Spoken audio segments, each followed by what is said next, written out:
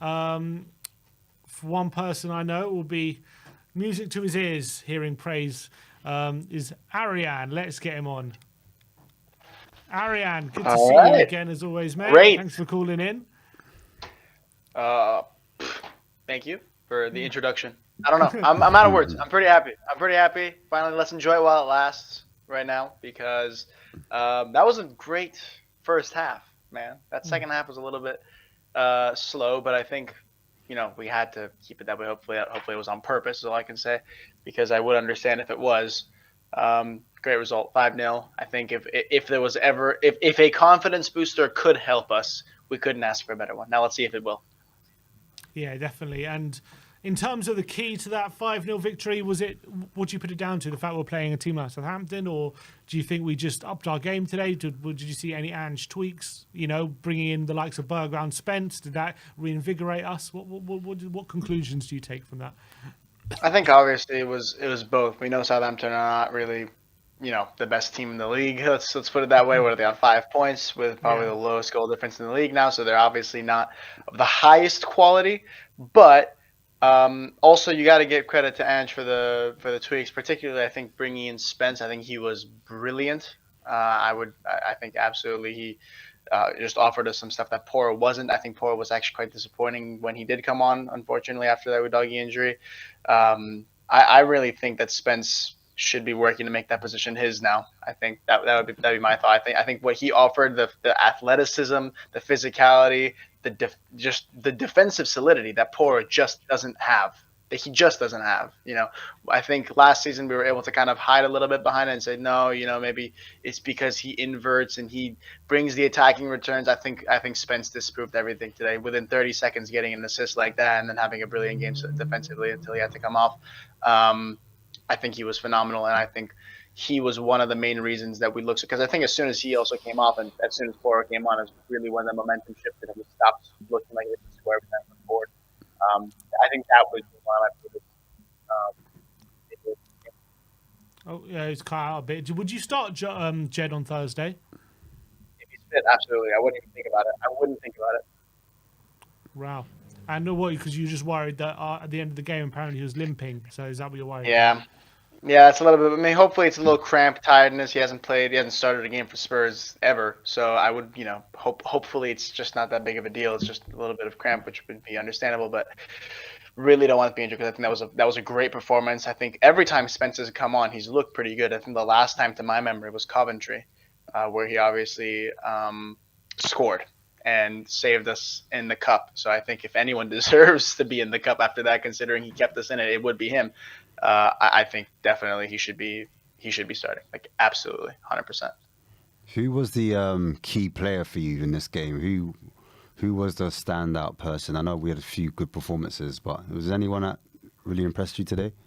The three players who I think were key to that first half, and I think the most important one, and I think he's due his praise, is it's easy to say Madison. He's up there. For me, it's Son. I think Son was great today in that first half. I think part of why we lost our dominance in that second half was without Son.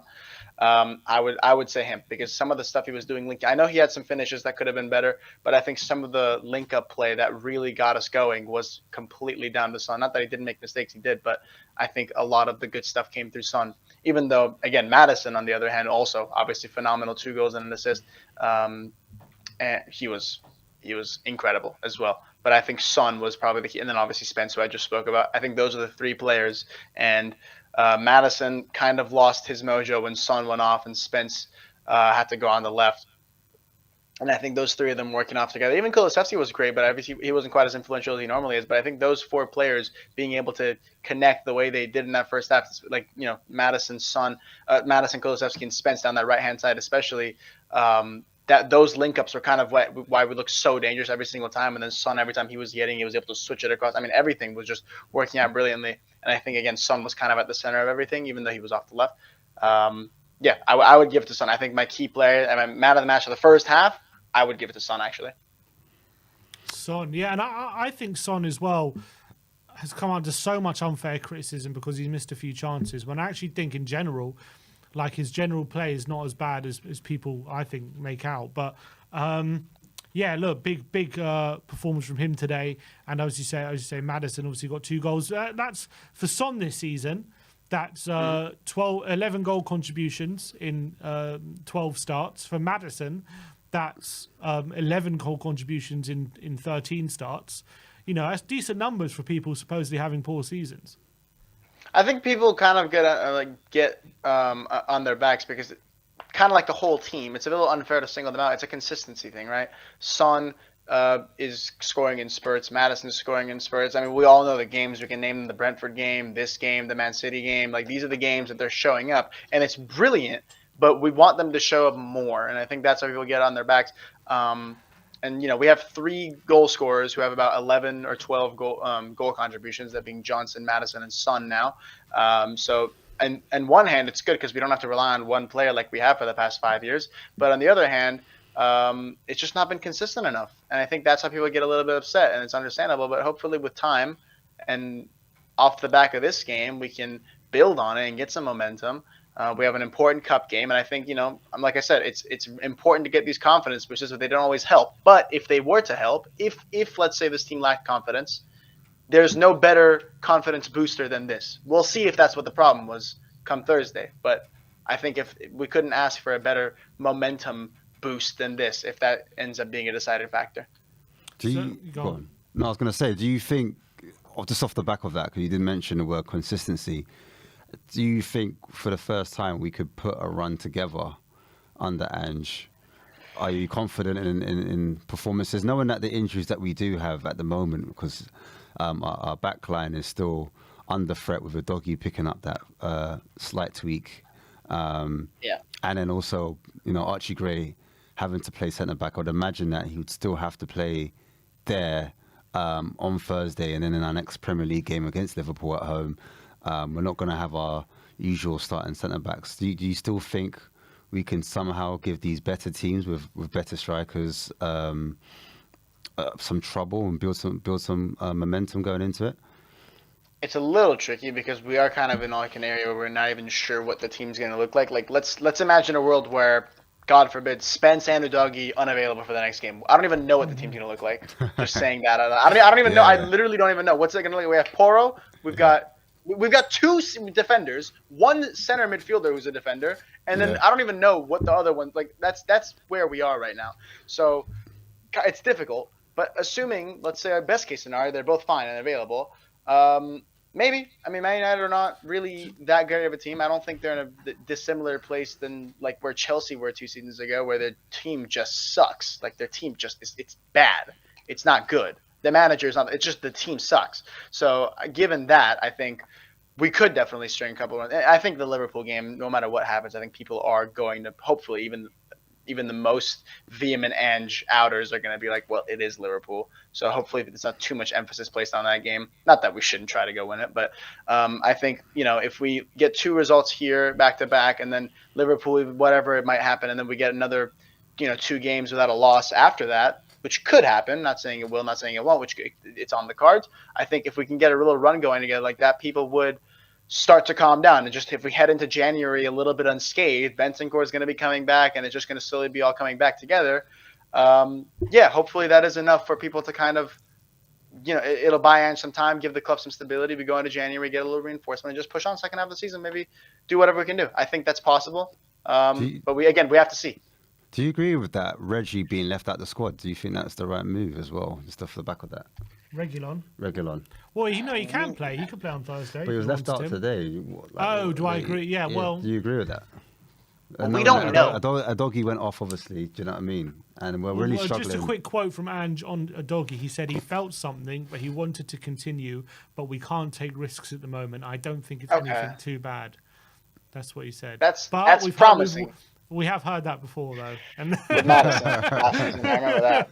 We have heard that before. But look, let's hope we can just take him at his word for now. But obviously, until we know, we don't know.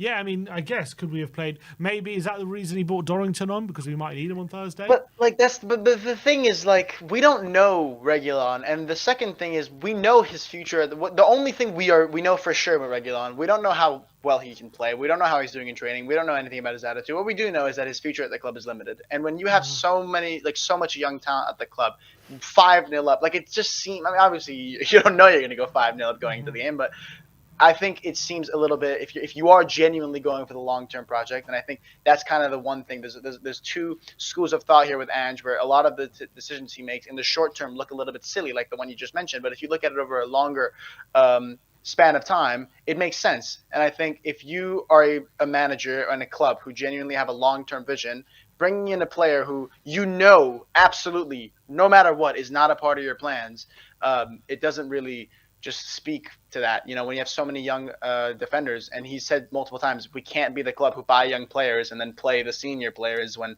the young players definitely can come and fit in. But when he's talking about Bergvall and Grin, I think that's another example. Like, Reguilon just doesn't have a role in this team, so it's just waiting until he gets out, pretty much. Arian, in terms of where we sit in the table, 10th.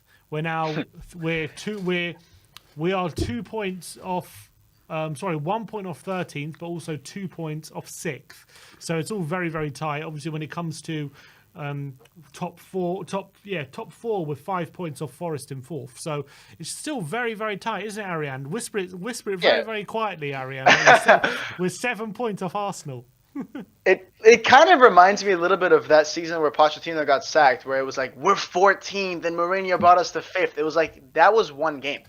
In one game, we jumped like 9 positions. So it's stuff like that. You can read into it as much as you want, but it's not really not that 15 games is early into the season, but it's also not super late into the season. Like you said, it's very tight. We're only about 1 game or 2 games off of 6th and 5th, and then we're going into those narratives again. So it's the position sucks, the record sucks, the fact that we have 7 losses suck. All that stuff is not good, and the tight nature of all of those losses are frustrating. If we get a few more draws in there, it's a completely different season. All of that is true, but if you just look at it kind of 1 game at a time going forward, yeah, absolutely. There's no reason that in a month and a half from now we're not back in the top 4 race. Like, there's no reason that can't happen, and especially depending on the January window and stuff like that. So I'm not going to try and sit here and say, oh, it's all doom and gloom, or the same. I'm not going to, be a bit like my really optimistic self and say, oh, there's no reason why we can't catch 3rd place or 2nd place or whatever it might be. So I think within reason, you can say that the season's like not a write-off. I don't think we're in that territory yet.